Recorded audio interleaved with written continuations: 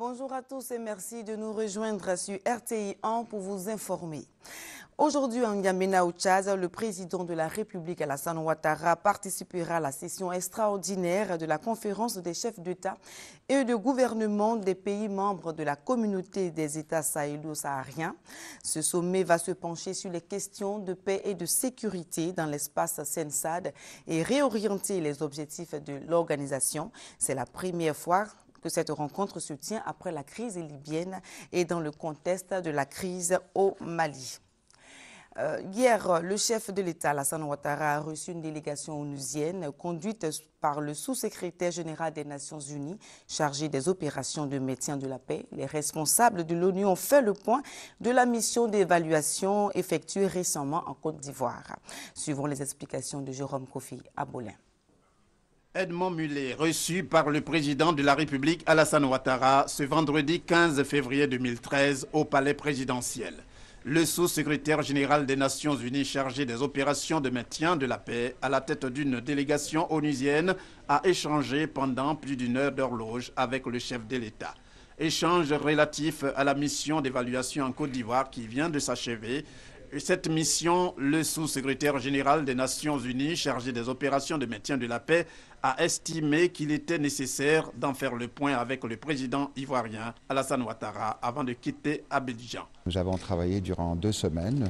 Nous avons rencontré beaucoup de personnes. Nous avons travaillé avec le représentant spécial du secrétaire général et le chef de l'ONUCI, M. Bert Koenders. Nous avons rencontré des fonctionnaires, des partis politiques, société civile, secteur privé. Je suis allé à Douekoué. Beaucoup de mes collègues sont allés même du côté de la frontière, de l'autre côté, au Libéria, voir parler avec des réfugiés. Enfin, c'est une analyse complète de la situation en Côte d'Ivoire.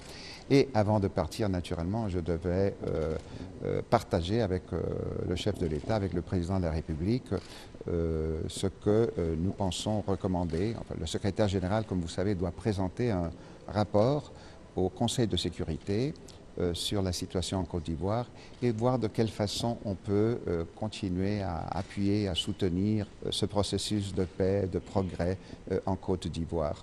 Pour Edmond Mullet, la Côte d'Ivoire est sur la bonne voie en matière de paix et de stabilité et le responsable onusien d'ajouter que ce processus mérite d'être accompagné pour permettre à la Côte d'Ivoire d'atteindre ses objectifs de développement sous la houlette du président Alassane Ouattara.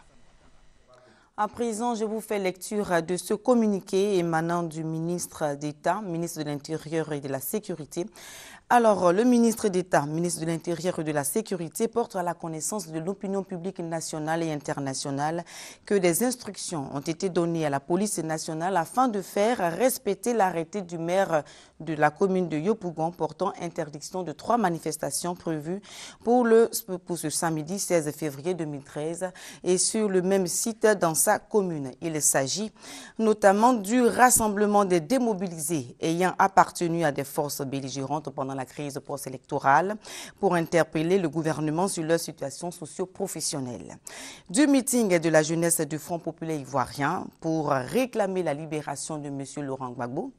Du regroupement des parents des victimes de la crise post-électorale pour réclamer justice en rappelant à la mémoire collective le sort injustement subi par leurs parents défunts.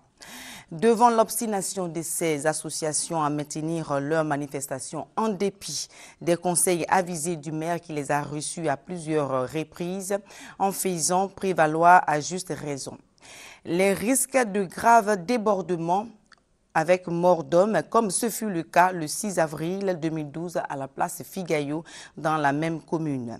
Les réactions hostiles d'une importante frange de la population relayée par la presse. Le contexte préélectoral de grande sensibilité à quelques semaines du scrutin des conseillers régionaux et municipaux. Alors le ministre d'État, ministre de l'Intérieur et de la Sécurité, en appelle au sens civique des initiateurs de ces manifestations pour s'en tenir scrupuleusement au respect de la décision du maire de la commune de Yopougon, bien conforme à la réglementation en vigueur relative au maintien de l'ordre et de la tranquillité publique, signé Ahmed Bakayoko, ministre de l'Intérieur, ministre de la Sécurité.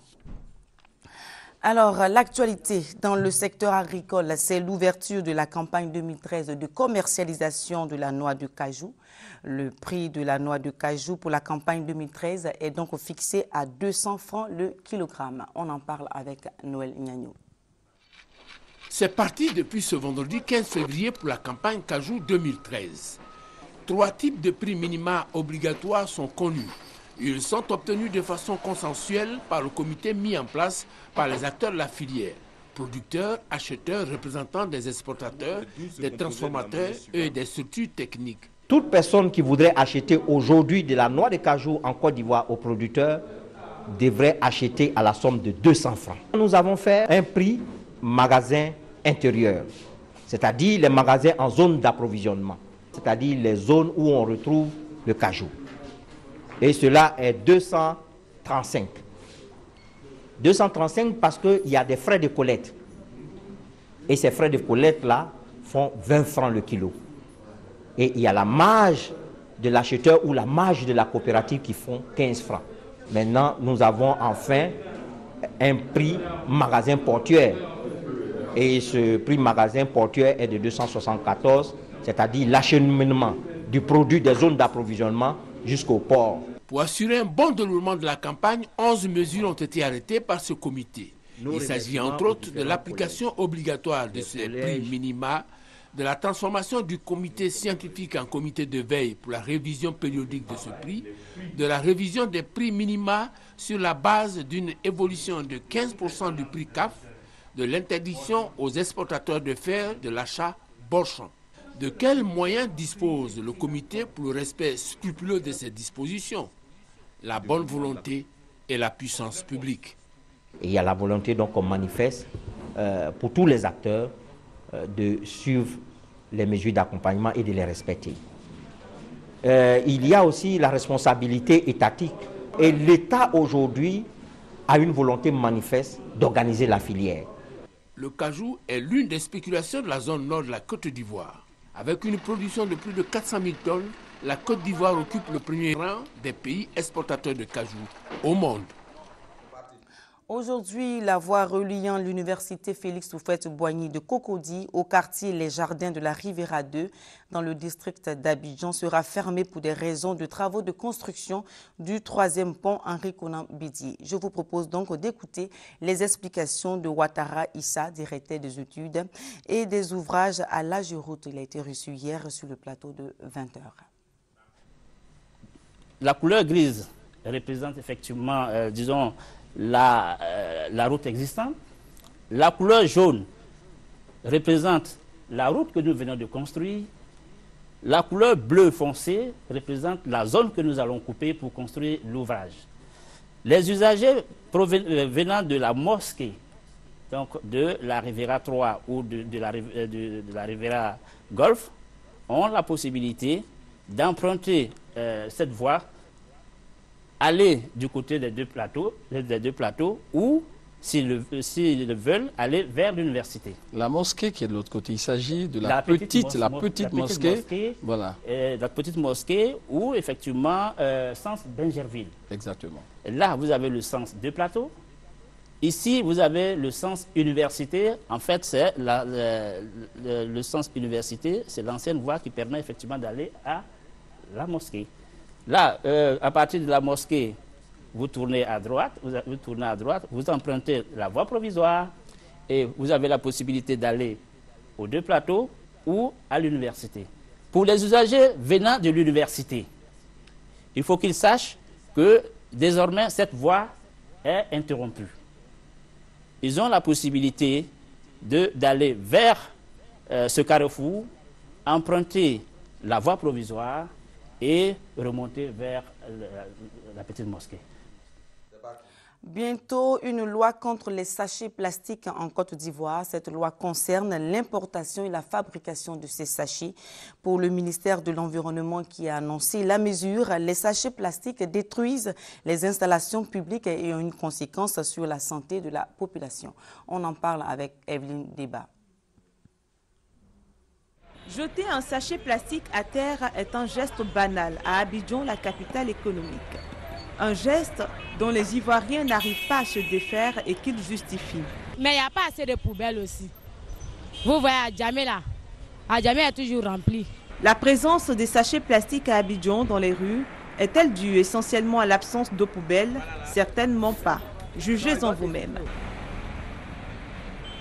Nous sommes à la Cité des Arts, dans la commune de Cocody. À quelques mètres de ce tas d'immondices se trouve une poubelle parchargée que les habitants ont certainement décidé d'ignorer. Ce n'est pas citoyen, comme dirait l'autre. C'est-à-dire c'est les citoyens qui n'ont pas l'amour pour leur pays. Tu bois l'eau, tu jettes par terre alors qu'il y a poubelle à côté de toi. C'est-à-dire que tu n'as pas la bonne volonté pour le développement de ton pays. Plus de 80% des ordures ramassées par les agents commis à la tâche sont composées de sachets plastiques. Selon les spécialistes, ces sachets mettent près de 400 ans pour se dégrader. Ils ont un impact considérable sur la santé des populations. Au niveau de la zone de l'Indénié, la grille qui est là, elle est bouchée par les sachets plastiques. Et quand ces sachets sont incinérés par les populations, c'est des gaz toxiques qui se dégagent donc dans l'atmosphère. Et donc, il y a une pollution visuelle qui dégrade même l'esthétique urbaine. Indignées par ces nombreux désagréments, les populations exhortent l'État à prendre ses responsabilités. Il faut supprimer certaines entreprises de fabrication de sachets. Supprimer les entreprises de fabrication de sachets plastiques non biodégradables, certainement pas. Les réorienter vers le biodégradable, c'est la voie indiquée. C'est dans cette logique que s'inscrit l'État de Côte d'Ivoire. Le ministre de l'Environnement, de la Salubrité urbaine et du Développement durable, Alakwadjo Rémy, a annoncé aux fabricants de sachets plastiques l'intention de l'État de Côte d'Ivoire d'interdire très prochainement l'importation et la fabrication des sachets plastiques non biodégradables. Une mesure qui, si elle est adoptée, fera perdre près de 5000 emplois dans le secteur. Pour les experts environnementaux, la Côte d'Ivoire doit se tourner vers le biodégradable. Du cobalt peut être donc mis dans la ligne de fabrication donc du sachet à hauteur de 1%. Et donc, au bout de 6 mois, maximum 1 an, le sachet doit avoir disparu. Là, ça n'a pas d'impact sur la santé. Plusieurs pays ont dévancé la Côte d'Ivoire dans la gestion des sachets plastiques. Au Burkina, on recycle. Au Ghana, au Bénin, au Burundi, on ne consomme que biodégradables. En Côte d'Ivoire, il est demandé aux Ivoiriens de prendre leur mal en patience et de faire un geste simple, celui de jeter les ordures dans la poubelle.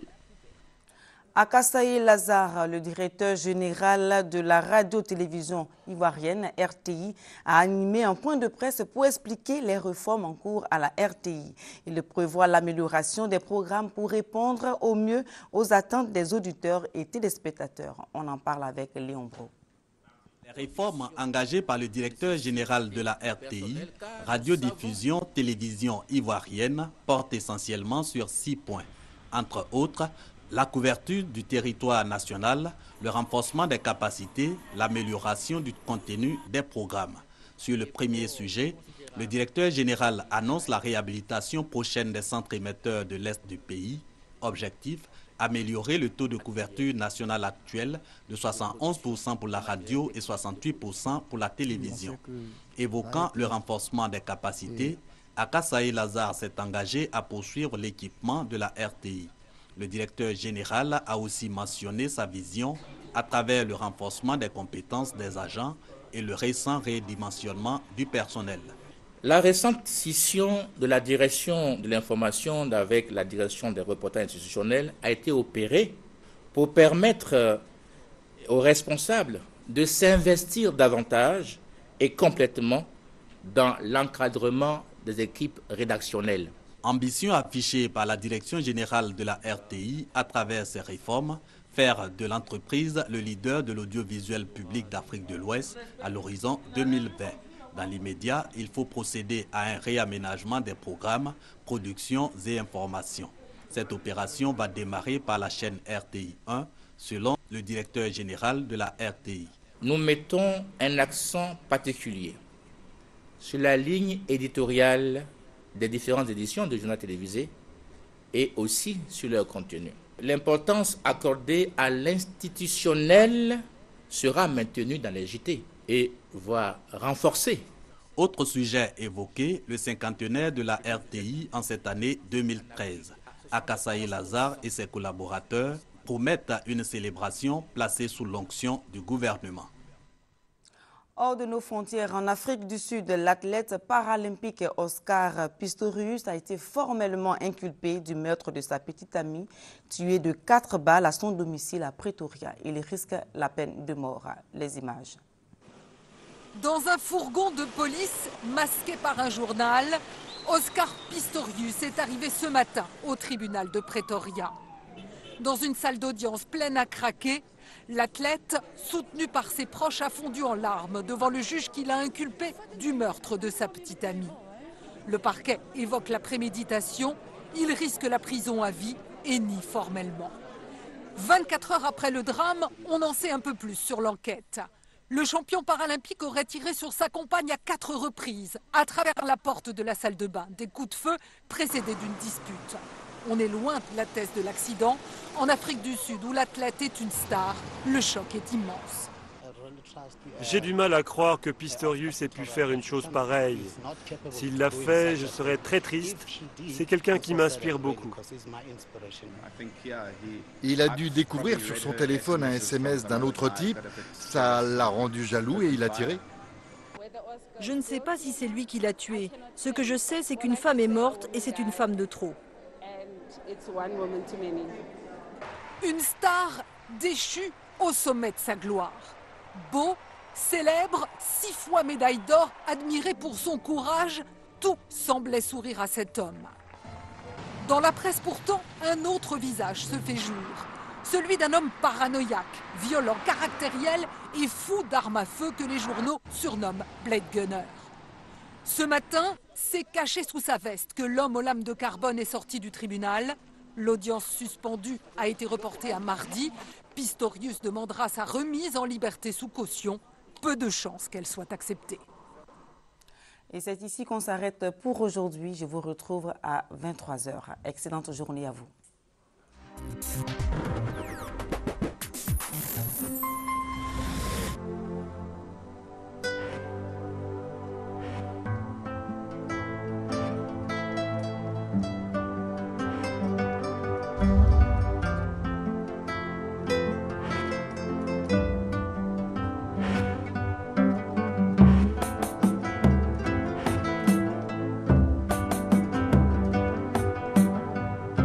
Nous sommes là pour évaluer les préjudices subis et proposer réparation.